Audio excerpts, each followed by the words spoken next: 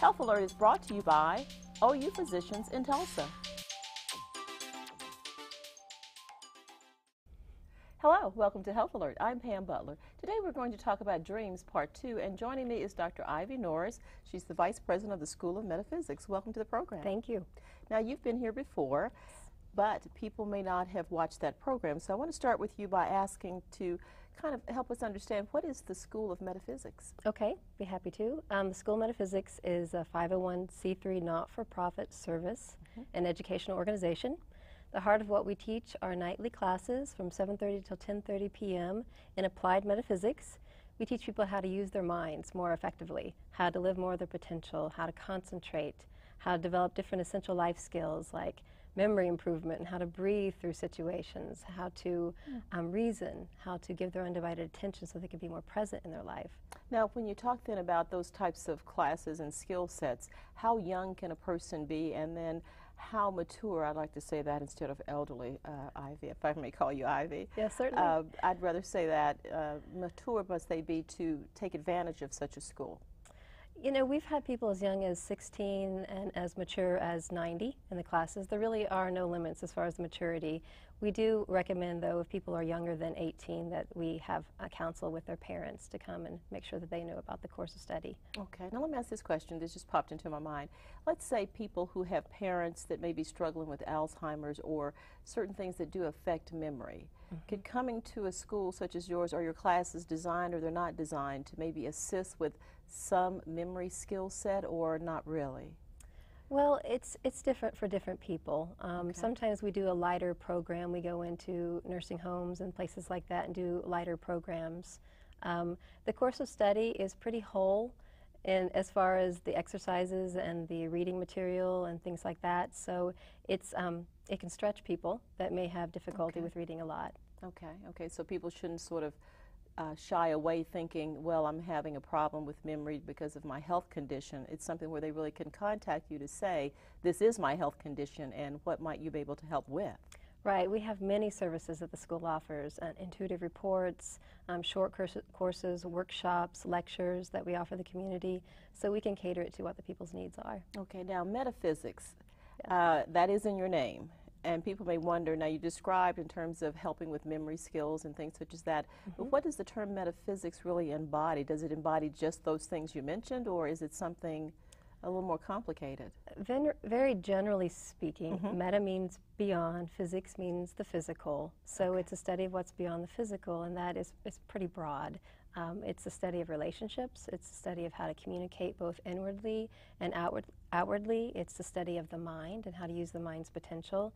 It's a study of dreams and dream interpretation, prayer, meditation. Okay, so all of those things. Wonderful. Now we're going to focus on dreams. Now, in our first program, we talked about dreams, and we also want to focus on the mind in relation to those things. But clarify for us, in general, what are dreams all about? Sometimes we feel that dreams may be a foreboding to tell us what's to come. Sometimes we feel like it's telling us what has already been, and we're trying to really still work something out. And sometimes we might think it was just a dream. It had no meaning or significance whatsoever. So what are dreams? Well, dreams are communication. It's using a resource that's available to us every time that we sleep, and it's communication from our inner self. Most of us realize that we're more than the physical body and the five senses. There is a part of us that is wiser, a deeper part of us that wants us to continually move forward. And sometimes we put up little blocks to moving forward in our life, whether we have fears, whether we have pains, whether we have insecurities, whatever it is. This part of ourself offers us wisdom every single night, enabling us to know ourselves better so that we can make smart choices and move forward in our life and to grow. Now, what about people that may have difficulty sleeping? Do they dream, or are there certain criteria to be able to dream? Dreaming happens in 90-minute cycles, and so if they are going to sleep for a 90-minute period of time, they're most likely dreaming. There are different things that can disrupt the dreaming cycles, medications sometimes, or if people have difficulty resolving some traumas in their lives. And we teach people how to work with those situations so they can go to sleep and let go of the physical daily life experiences and go inside and assimilate and have a dream.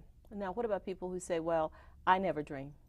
I never ever dream. Right. Is that a factual statement, or is it where they probably are dreaming if they're doing this 90-minute cycle, but they just may not consciously remember the dream? Right, most likely they're just not remembering their dreams. Oftentimes I ask people at that point, well, what was the last dream you remember, maybe as a kid? And that kind of gets the ball rolling. But we also teach people how to remember their dreams. So there are mechanisms we can actually use to try to bring that memory forward each day. Yes, definitely. I teach people that all the time, how to remember their dreams. Now, is it important that we remember the dream? Because does that help us in one way versus if we don't remember the dream? I mean, is there a purpose to remembering it? Oh, definitely. There's a Jewish saying that says, a dream uninterpreted is like a letter unopened. It's an invaluable resource for us to know ourselves, to know our strengths, to know our weaknesses, to know our fears, to know our habits, to know what our desires are. So it's a wonderful inner resource. Sometimes we can get caught up in the physical world and forget that we have inner needs and desires and purpose. Okay, now tell me a little bit about the sort of the levels of or the areas in which dreams can occur. I mean, or the states of mind. There are different states of mind, right, or levels of the mind. There are deeper levels to the mind. We teach about 3 divisions to the mind in the course of study. The conscious mind, which is where we experience out here in the physical world. Okay. The subconscious mind, which is where we go to when we dream. And the superconscious mind, which is the part of us closest to our inner source or inner divinity. It holds our blueprint for fulfilling our potential. So it's within subconscious mind that the majority of people experience dreams, and there's different levels to that. There's an emotional level, which is the next inner level to the conscious mind. That's why a lot of times people experience dreams like nightmares, and it gets their attention. So that's mostly the emotional level, and those dreams are usually black and white. Then we have the next inner level, which is called the lower astral level, and it's called different names in different types of study. Okay. Then the higher astral level after that, and then the mental level after that, which is the highest level. Dreams that are in the mental level are more shades of white and light colors.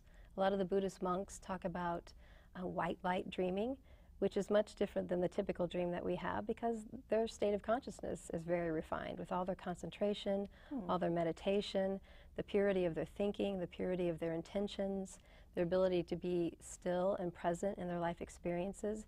Their dreams are very different. Now, you mentioned then in the emotional phase, in terms of in that subconscious area, we're dreaming in black and white.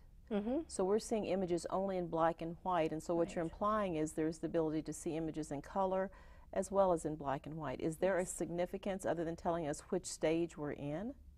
It mostly just indicates our state of mind. Okay. Yeah. Okay, well, we're going to take a really quick break and come back and get into that a little bit more because I want to know if people are dreaming in red. I mean, is that a sign of something? You know, so we'll be right back. Very good. Please stay with us.